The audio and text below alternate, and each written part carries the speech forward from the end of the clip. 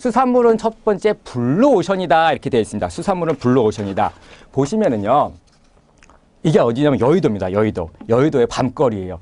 저도요. 일반 수산대를 가지 않았습니다. 처음에는요. 일반 대학을 졸업했어요. 대학을 졸업하고선 이제 첫 직장을 잡았겠죠.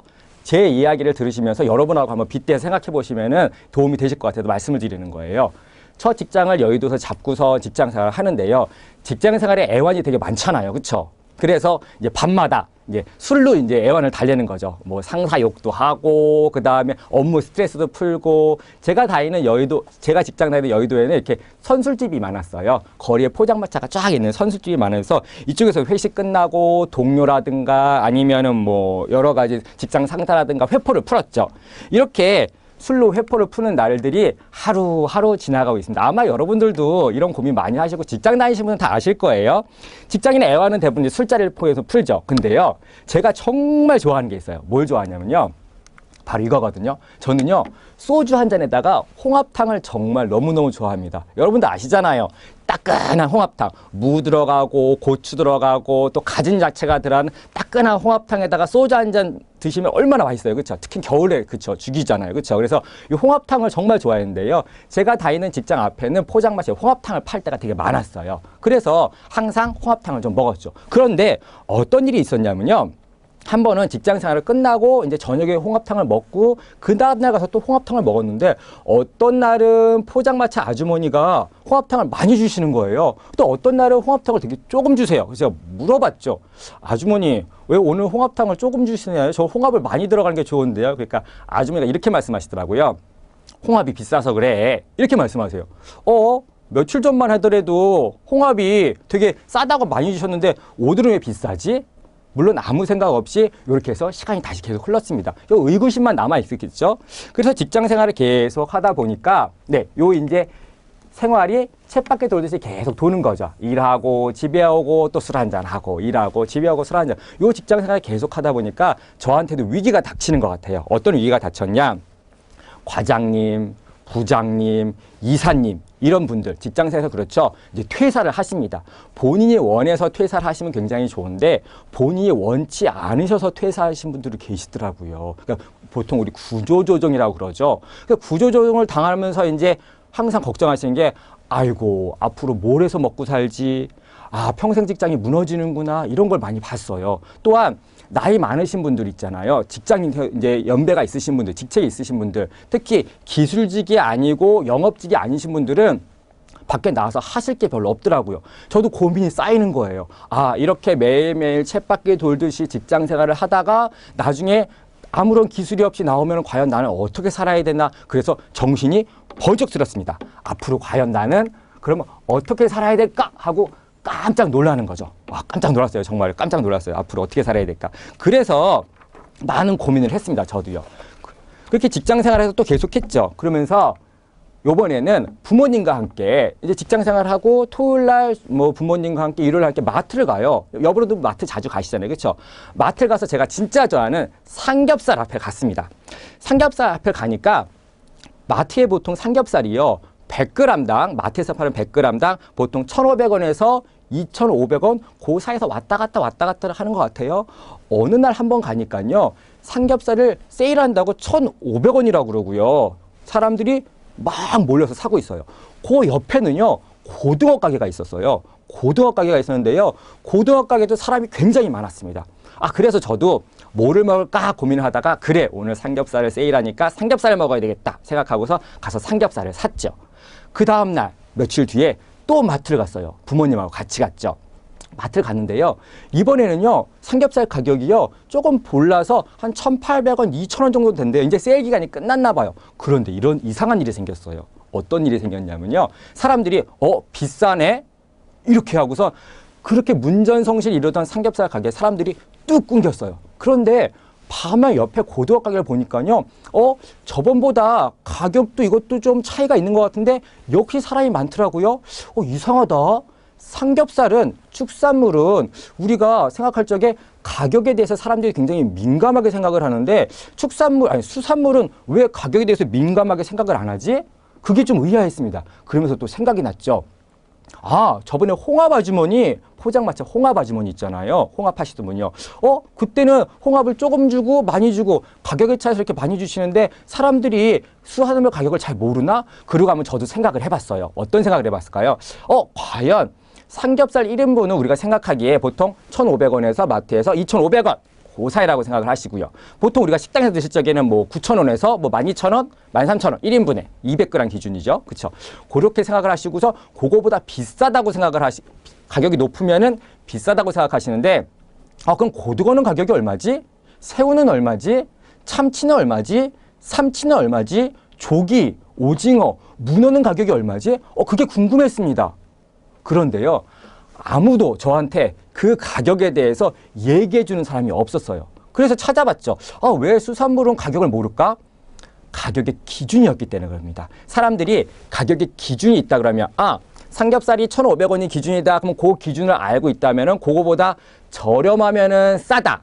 그거보다 비싸면은 가격이 높아지면은 비싸다고 느끼는데 수산물은 기준을 모르는 거예요. 저도 몰랐고 여러분들도 모르실 거예요. 한번 여러분들 한번 생각해 보세요. 고등어 가격 얼마예요? 이렇게 물어보시면은 어떤 분은 1,000원, 어떤 분은 2,000원, 어떤 분은 3,000원, 어떤 분은 4,000원, 뭐 마음씨 좋으신 분은 뭐 10,000원도 좋다고 생각하실 거고, 그렇죠?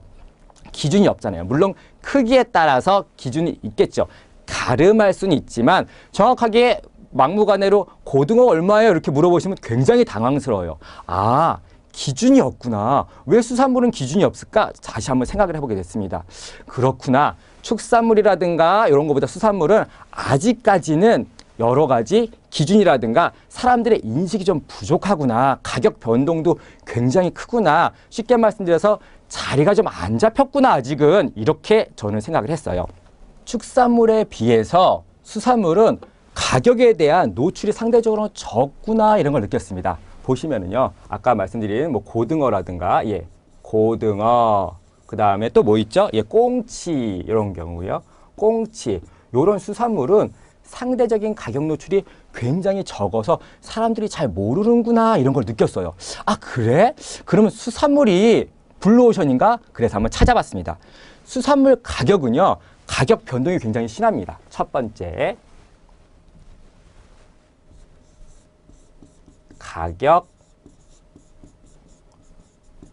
가격 변동이 굉장히 심합니다. 두 번째, 가격 비교가 어려워요. 가격의 비교가 어렵습니다. 왜냐하면 똑같은 수산물이라 그래도 어디서 잡혔느냐, 누가 잡았느냐에 따라서 유통 과정이 어떻게 되느냐에 따라서 가격이 천차만별이죠. 또한 규격화가 안 돼 있습니다. 수산물은요. 비규격화라고 할게요. 비규격화.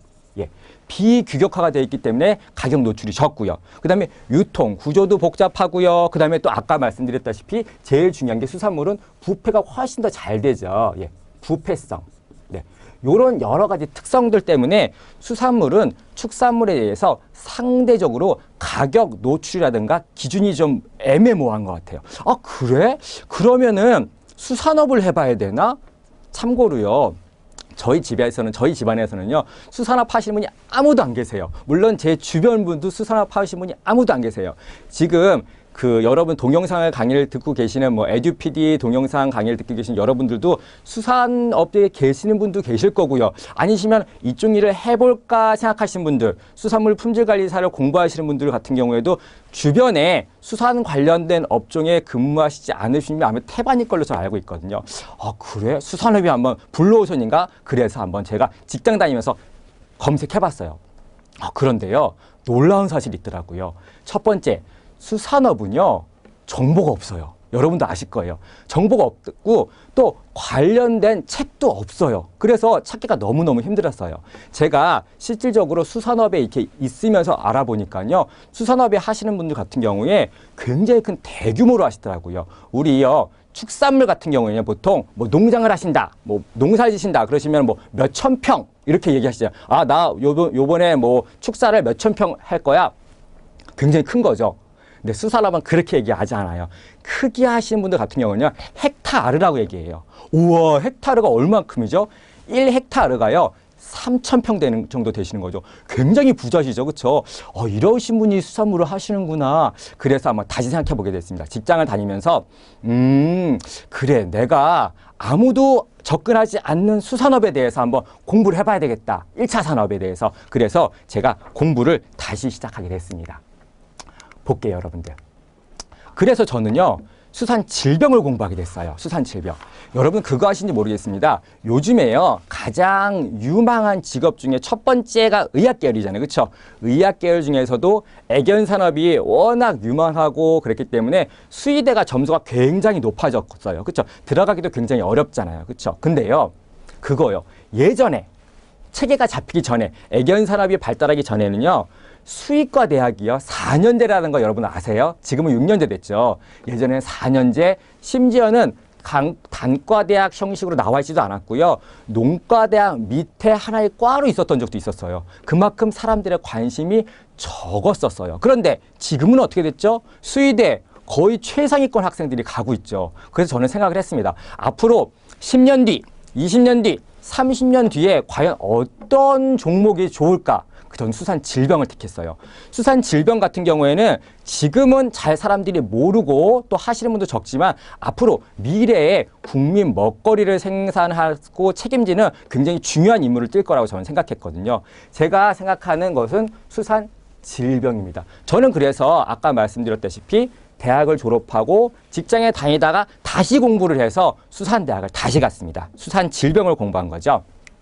보시면은 요거는 제가 다니는 부산 수산대학교 안에 있는 수산 전문 동물 종합병원이에요. 수산동물도요, 병원이 있어요. 수산동물 종합병원인데요. 이거는 서울에는 없고요. 부산에 있는 제가 다니는 학교에서 있는데요. 여기서 이제 실습을 하는 거죠. 학생들이 해부도 해보고, 그 다음에 여러 가지 기생충 검사도 하고 하는 거죠. 저는 이런 걸 해요. 여기 보시면은 뭐 수산물을 치료하거나 진료하거나 그다음에 약도 넣고요. 그렇죠? 약도 투여하고요. 그다음에 수산동물 해부하고요. 요렇게 해가지고 수산동물을 치료하는 일을 하는데요. 여러분도 수산물 품질관리사로 공부하시거나 아니시면 수산 질병에 대해서 공부하시는 분들 아니면 어가라든가 귀여를 하시는 분들 같은 경우에도요. 앞으로 이 부분에 대해서는 기본적인 건 알아놓으셔야 될 것 같고요. 수산물 품질관리사 공부하시는 수험생분들 같은 경우에는 여기 과목이 따로 있죠. 수산 질병 파트가 있어서 그 부분에 대해서 더 생생감 있게 설명을 드릴 거고요. 수산 질병은 세균성 질병, 기생충성 질병, 바이러스성 질병, 이런 게 있구나 이렇게 알아놓으시고요. 또 질병 치료하는 방법 여러 가지 있죠. 여러분들 병원 가시면 약 먹죠. 약 줘야 되고요. 그렇죠? 또 주사 줘야 되죠. 주사 주고요. 또 수산동물은 물속에 살기 때문에 침지법이라는 걸 씁니다. 물에 담그는 이제 약욕하는 거죠. 요런 방법도 씁니다. 요런 거를 저는 공부를 했죠. 저는요, 수산대를 가기 전에는 아무것도 몰랐어요. 심지어 여기 보시면 여러분 보시면 넙치 있죠. 넙치. 우리 광어라 그러죠. 넙치. 우리가 흔히 광어라고 광어라는 말을 더 많이 쓰죠. 광어가 넙치인지도 몰랐어요. 실질적으로는요. 수산대학교를 갔는데요. 넙치래요. 넙치. 넙치가 다른 어종이 있나? 이 정도로 정말 일자 무식이었습니다. 그럼 제가 여러분한테 설명을 하고 있잖아요. 여러분들은 제가 다 가르쳐 드릴 거예요. 정말 속속들이 세부적으로 기초부터 고급 정보까지 다 가르쳐 드릴 테니까요. 여러분들이 수산업에 들어오시게 되신다면 저보다 훨씬 더 유능한 분이 되시겠죠. 넙치가 광어인지도 모르는 제가 또한 조피볼락이죠. 우럭. 많이 드시는 횟감이라든가 찌개감이라든가 우럭이 조피볼락. 이거 기본적으로 알아두셔야 되는 거죠. 그 다음에 뭐 멍게, 우렁생이라 그러죠. 멍게가 우렁생이. 이런 것도 여러분 하나하나 더 설명을 드릴 거고요. 이런 걸 이제 하나하나 저도 공부를 하는 거죠. 그러면서 조금씩 눈을 뜨게 됐습니다. 수산업에 대해서요. 재밌는 거 하나 설명을 드리면요. 이제 여러분들이 이제 수산업에 진입을 하시면은 새우를 정말 많이 보실 거예요. 갑각류 새우, 그렇죠? 새우 너무나 모든 국민들이 다 좋아하는 국민 생선이잖아요, 그렇죠? 새우가 대하라는 새우가 있고요, 그렇죠?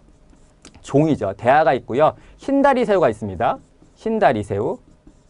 여러분이 보시는 거는 대부분이 다 흰다리 새우를 보시게 되실 거예요. 보시면 여기 사진을 보시면요.